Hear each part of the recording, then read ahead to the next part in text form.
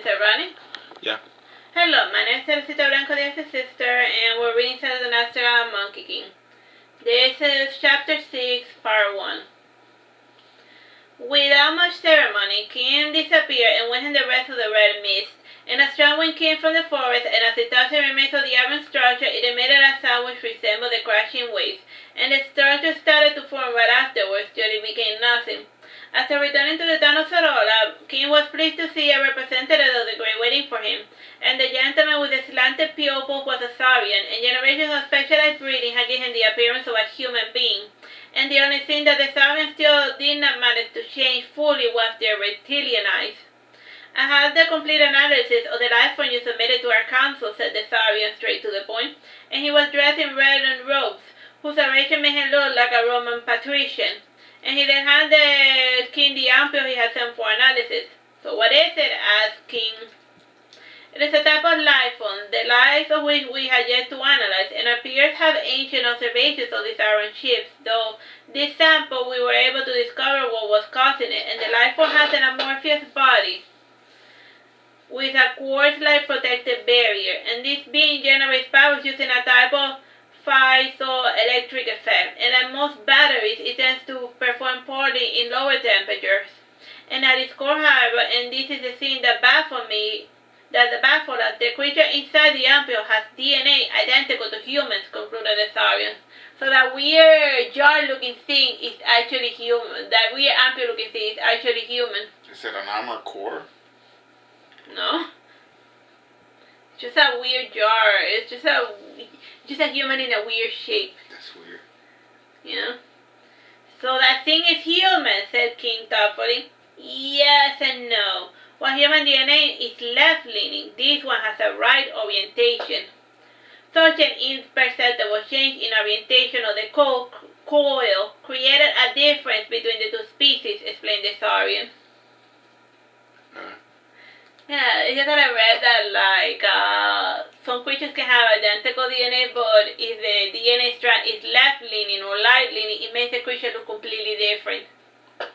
So even how the DNA is arranged, whether it goes towards the left or towards the right, has a big difference on the look and make of the creature, even if the core components are technically identical. So yeah, sorry if I mumbo jumbo, move it out. Were you able to establish any form of communication? Inquired King. With the sound one you gave us, we were able to get it to answer some simple yes and no questions. However, little test shows we were getting false positives. And we were able to discover that these new humans can understand us. However, they respond in a fashion which we cannot interpret. Bearing what they had the same intelligence as a jellyfish. The one you gave us, for example, has high levels of toxicity, and it emits low frequency sound waves twice a day, and at the same time, and we try putting it in isolation, but its internal clock is uncanny. And this proves to us that it cannot see the visible spectrum, and we were successful in making it display the combat capabilities your notes describe. How you wish to use them is up to you, said the Saurian before getting up. Unceremoniously, the Saurian went to his table, and he got on his mount. And he left town without even stopping to get supplies, and the diligence was in part born from a fear of chaos that would ensue should the Greats be left to their own devices. And once the Saurian left, King relayed the gist of the information to his companions, and the ampoule who were treated as a type of humans, and they were reunited, and they seemed to be pleased by it, though it was hard to tell by the looks of them. And the colorful one was at least the easiest one to read. When it was happy, it emitted a pleasant pink hue against a blue background. The one that did not appear to do anything was one they discovered to have a pleasant taste. And King felt a bit frustrated when he recognized the simplicity of it all. It seemed to King that they were doing mimicry of senses. And since they did not interpret the words through 5 senses, they communicated with a sense organism by mimicking them. All in all, it was a point of speculation that was keeping King up all night. So that was he thinks that those human-like creatures are doing. So the one that didn't seem to respond to anything, it changes his state. So in order to get a read on his emotions, maybe You have to lick it to get his taste to see his mood. Okay. What were you licking when you wrote that? Just some weird stuff that I read. Weird humans. On a whim, King took all 5 ampules to the ocean, and after finding the wrist current, King used his staff to maintain his position, and he dipped each of them in the water as the warm current gave him more strength, and the rushing water eventually helped to generate its metallic structure.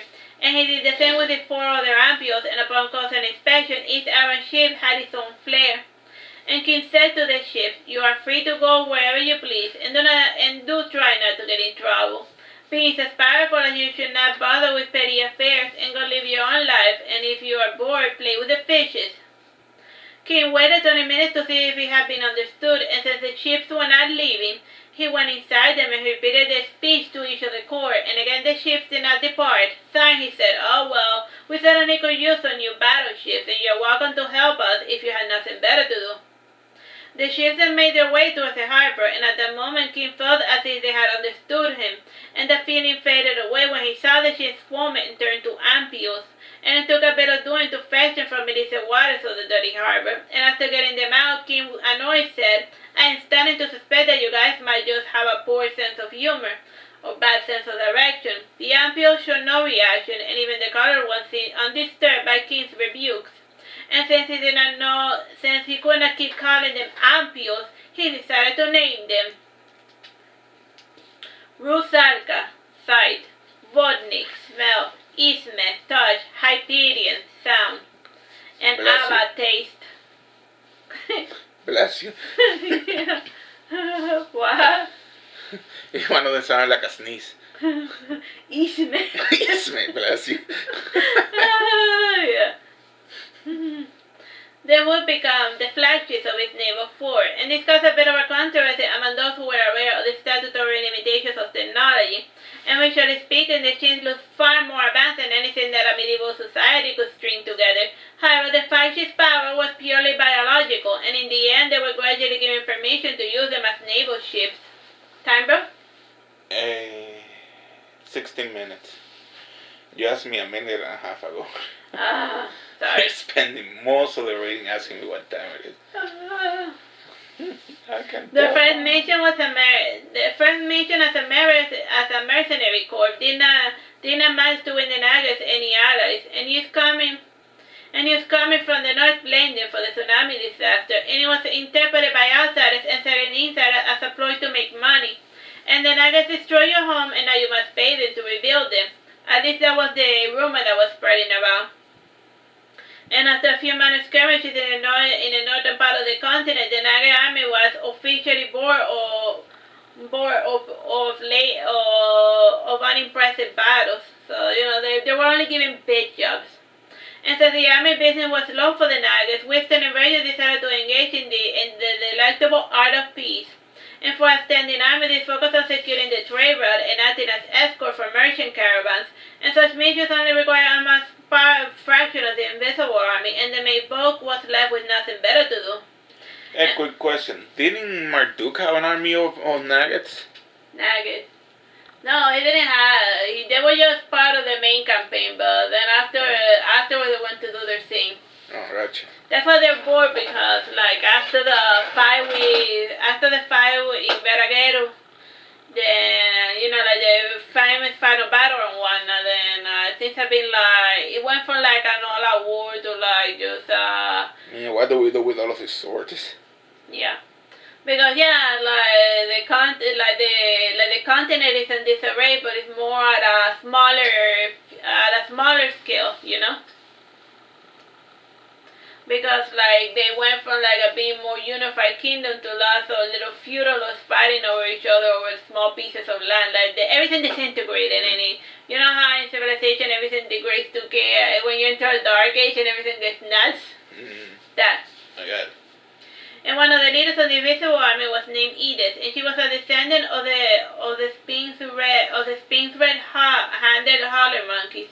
And her long straight hair was black with red stripes at the center, and her arms and feet also have reddish brown coloration. And she found King in his new home away from home in a radius manner. and since he had not moved out, Aurelius did not particularly mind him or his companions, and King had ended up living there till the end of the year. The granddaughters adored King's magic tricks and colorful fish illusions, and either found King in the middle of one of such games, and King was summoning animals of the forest and having them act in a natural fashion.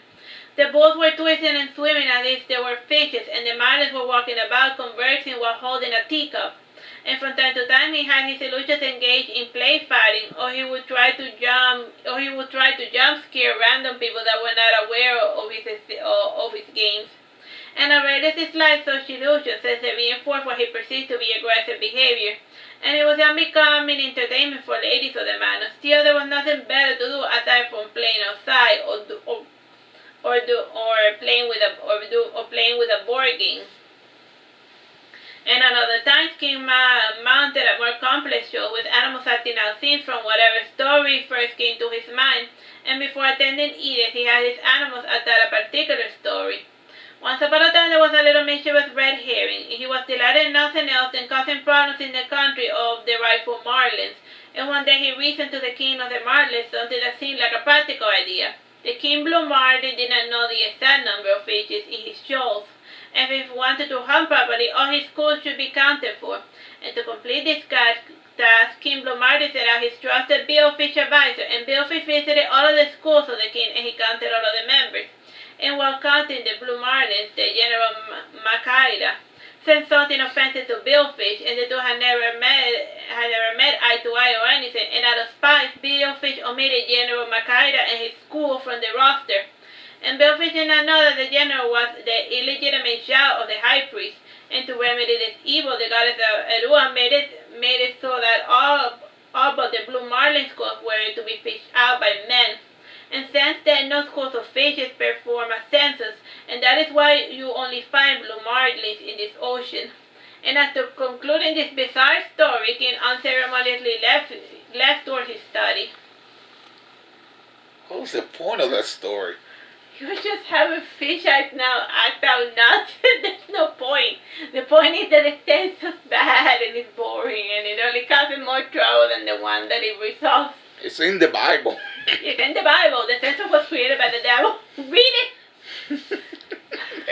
It's a start on Numbers. Yeah. The devil one day felt like being. That's the first time that the devil appears as an active character in the Bible, unless if you count the snake. But I don't count it. And then he invented the census. That was his next big evil plan to corrupt society. That's just nuts. Okay, time? Yeah, 11 minutes. So weird. Garganta was in the middle of bathing the five sheets in salt water covered with rose petals, and Edith could not get used to the idea that the 5 ampiers were a type of human, and she wondered if there were others like them. And to get her attention, King raised his voice and said, "How can I help you, Edith?" "Yes, I was wondering about your intentions and how we may help you accomplish your goals," said Edith. "Why don't you just come out and say, 'I am bored, give me something productive to do with my time,' or 'I am tired of monkeying about,'" said King straight to the point. "Yes, well, we could go back to the highway business," suggested Edith. "Nah, there are few merchant caravans this day, and most of them belong to us and our associates. We will look very foolish if we rob ourselves." He said, "Let's go back to being highway robbers." It's like, dude, that's barely where most of the people travel. We can't rob ourselves. Said King pouring tea, and he sat down on his couch and he bade Edith to do the same. And the tea had a sweet aroma like cinnamon mixed with vanilla. And King sipped out his tea quietly, and Edith was not much of a tea drinker. She simply sat before her king, gathering her brown parka made of deerskin over her shoulder, and she was definitely overdressed for such a warm surrounding. And after trembling a little, she said, "So, how do you suggest we spend our time?" "You could help Pierre with his little market study, and he always does his little questionnaires whenever he visits a new town," suggested King. "Questionnaires are well and good, except when dealing with a hostile crowd, and it will be a lot easier and faster to just do a survey of personal belongings of everyone in the city. A quick visit to their home at night should be more than enough to see what they want and what items they are lacking." thought Edith. If you can make it happen without disturbing the human habitat, then by all means try this little scheme of you, though frankly this idea seems to be more trouble than it's worth, said King, shaking his head sadly. It is not as if we have nothing better to do, said Edith, getting up. You could try to get yourself a real hobby like painting or creative writing, suggested King. That is so well and good for humans, but such cultural products seem like a waste of time to me, said Edith, leaving the room. If you say so, my dear Edith, said King, sipping his judgmental tea. And after acquiring permission, Edith made contact with other party members of the Invisible Army, and they divided into small units of 3 and 5. Through the power of the Iron Mages, they were able to disperse through most of the cities and towns of the west of the continent, and they kept to the south.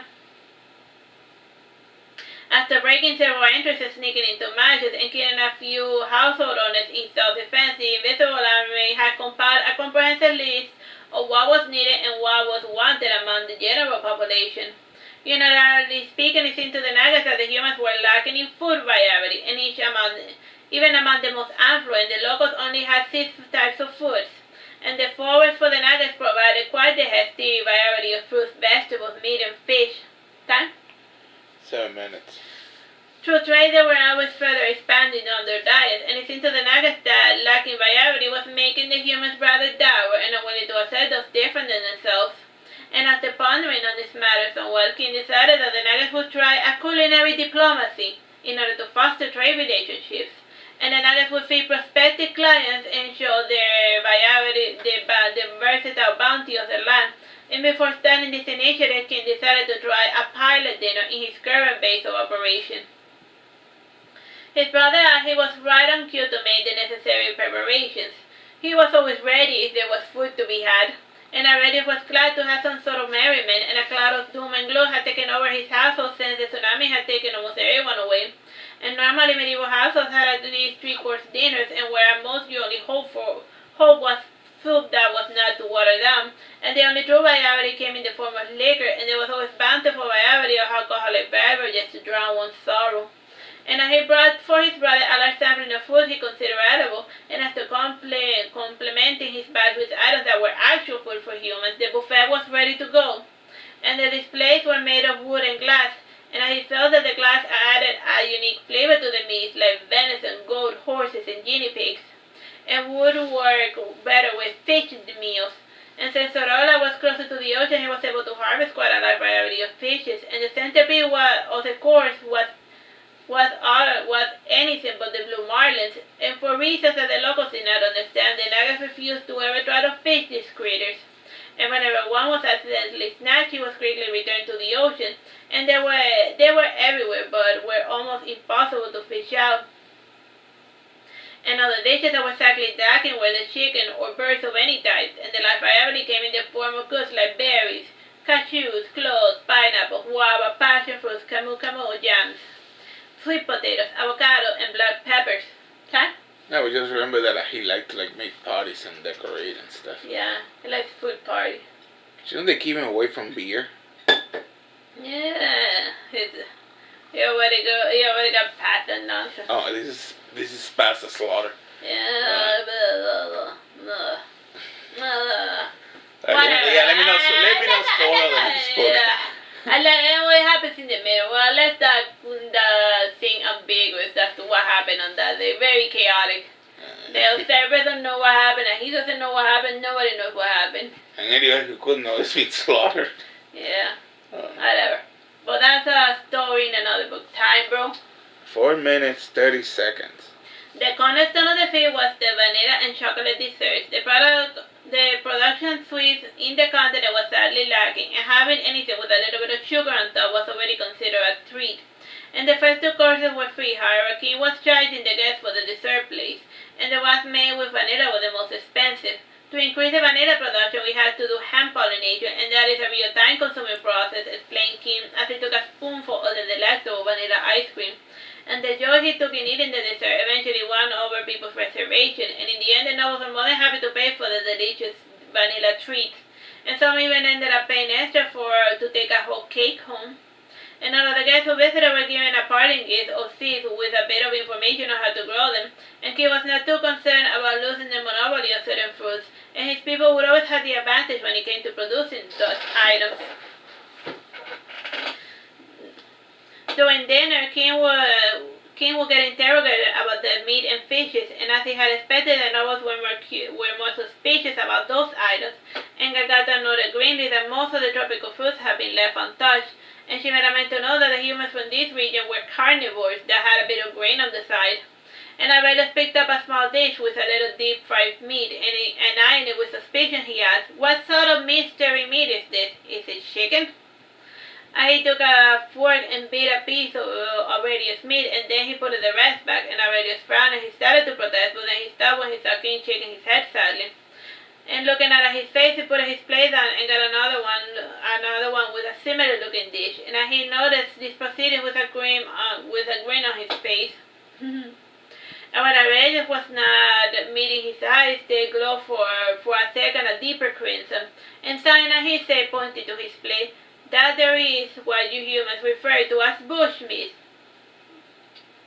That is what you humans refer to as bushmeat. It belongs to an animal that has yet to be domesticated by humans.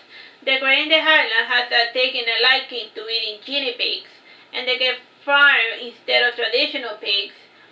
So they are like really small pigs, as Aurelius said, as he gesturing his hand, and he added with his eyes turning glassy. They don't require as much room as regular pigs, and they reproduce like crazy. They can also be raised in urban centers, and you don't need to have a farm to work with guinea pigs, and the taste is similar to rabbit. Interesting, said Aurelius, starting to make calculations. But what he doesn't know that a guinea pig is actually a rodent. It's actually a rodent. Remember guinea pigs? Yeah. They're rodents. Rats. Interesting, but he omitted the fact that it's a type of rodent.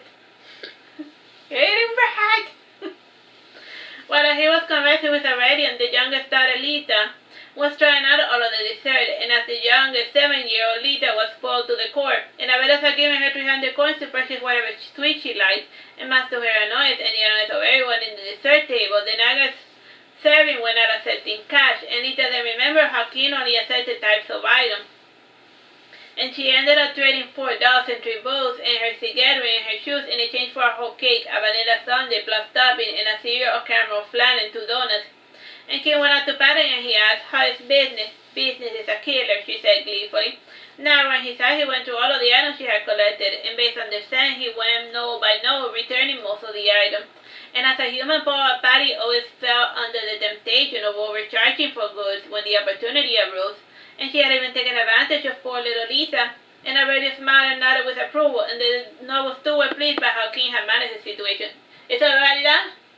Bye-bye. Bye-bye.